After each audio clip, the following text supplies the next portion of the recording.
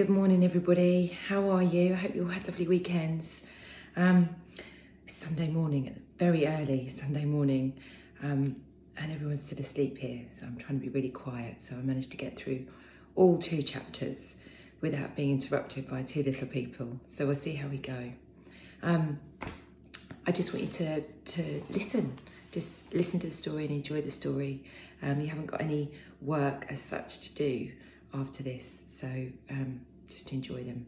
So we're chapter 3, and we left Fliss having registered, and she's going to get on the bus, and they're off to Whitby. Okay, so chapter 3.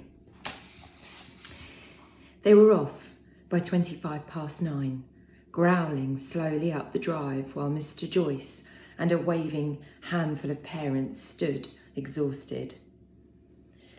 Fliss and Lisa managed to get seats together. Lisa had the one by the window. As the coach turned off onto the road, she twisted round for a last glimpse of the school.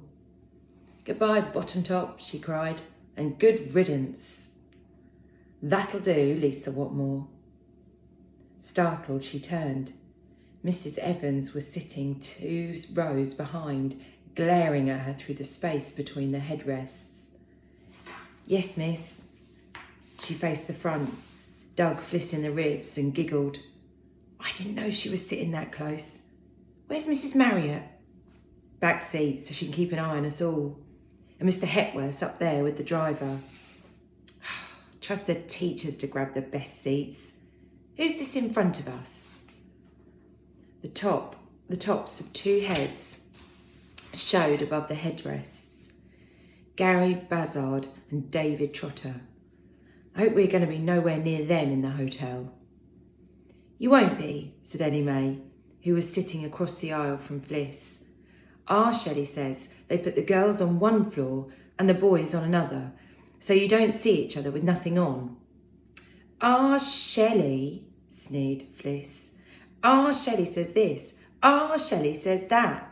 I hope we're not going to have a whole week of what our Shelley says." Ellie May tossed her head. "I was telling you how it would be. That's all, misery guts. Anyway, you can naff off you don't want to know how else.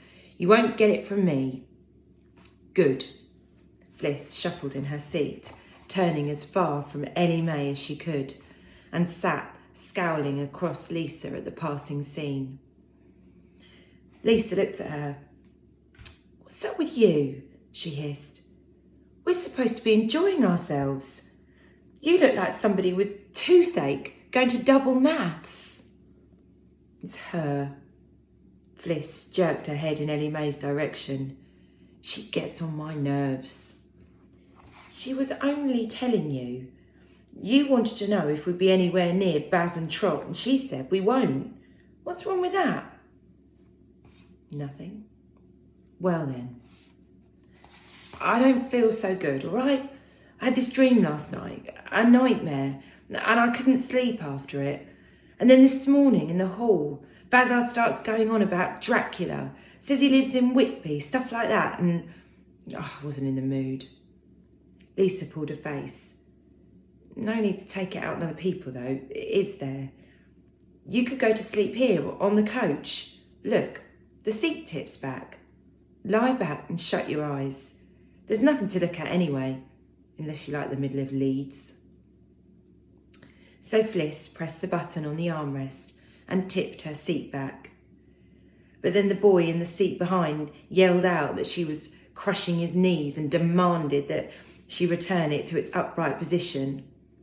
When she refused, settling back and closing her eyes, the boy, Grant Cooper, began rhythmically kicking the back of the seat like somebody beating a drum. Fliss sighed but kept her eyes closed, saying nothing. As she had anticipated, Mrs. Evans soon noticed what the boy was up to. A hand came sneaking through the gap between the headrests and grabbed a fistful of his hair. "Ow!" he yelped. Mrs. Evans rose so that the top part of her face appeared over the seats.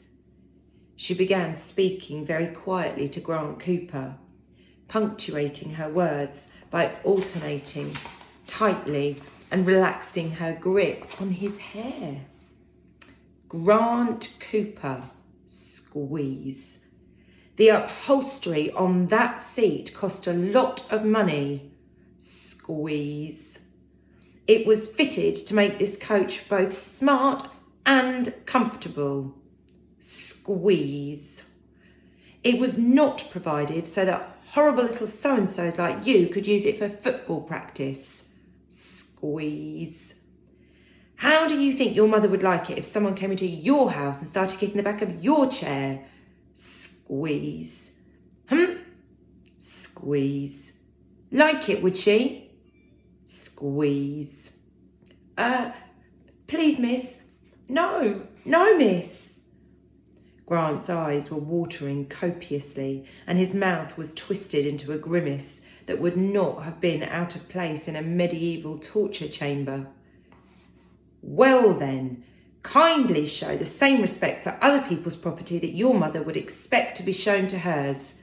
All right, Grant Cooper? Yes, miss. The grip loosened. The hand withdrew. Grant slumped like a man cut down from the whipping post and wiped his eyes with the back of his hands. Mrs. Evans sank from view. Fliss smiled faintly to herself and drifted off to sleep. Okay, so they're off. They're off on the coach. I think from the way that Mrs. Evans has dealt with the behaviour on the coach really shows us about when this book was written, because the way that she grabbed hold of the top of his hair and was pulling his hair as she was telling him off is not something that would happen now. And I do remember reading this book when I was your age, guys. So it was first published in 1987. So you can work out there how old this book is. So that's the end of chapter 3, and we're on to chapter 4 next.